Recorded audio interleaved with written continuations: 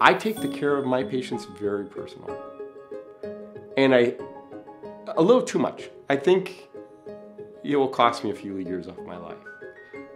But I know because of that, I've taken as good or better care of my patients than I would have if I didn't take it personal.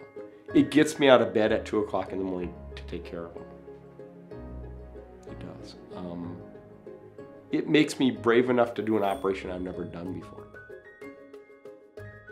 Talk with Dr. Patrick Kelly for more than a few minutes, and you'll quickly see that he's not like most surgeons. The intensity and passion he has for his work and his patients is hard to miss. Being willing to critically look at what you do with emotional maturity and saying, is it where I want to be? Is it as good as I can be? Can I make it better? This ability to think of creative solutions to problems is something Dr. Kelly has been doing his whole life. Through my childhood, it was funny. There's a guy here in town now that was the principal of the school in Milbank, and I think I bewildered this guy because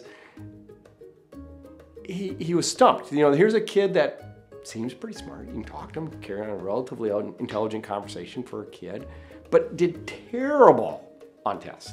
Dr. Kelly had dyslexia, but he wouldn't be diagnosed until he was a senior in high school. But struggling through school only opened up his mind to new possibilities. It taught me at a very young age to look at a problem, with the inability to go find a book to read about the solution to that problem or the answer to a question. It taught me to start to surmise my own answers or my own solutions. And I got very comfortable with that. And I wasn't afraid to be wrong. And that's pretty powerful, to not be afraid to be wrong, and pretty humbling. But by doing that and by learning that you can be wrong, sometimes you come up with solutions that people maybe thought were wrong, but were actually right.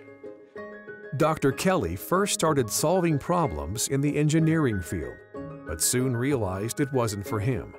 He went to medical school, became a surgeon, and used his outside-of-the-box thinking to produce some of the most revolutionary approaches to vascular care. I remember I did a case, a gal with a thoracic aneurysm that we debranched, had never done that before, and we explained to her that this is what we were going to do. She still brings us cupcakes. She has my cell phone number. She was turned down by like 4 or 5 other sites across the country to take care of her. You know, if you're not brave enough to fail, you're not going to change what we do today.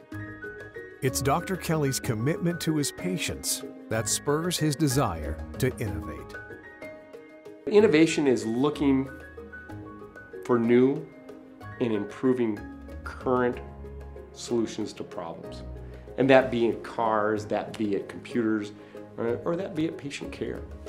You know, never be satisfied with the status quo.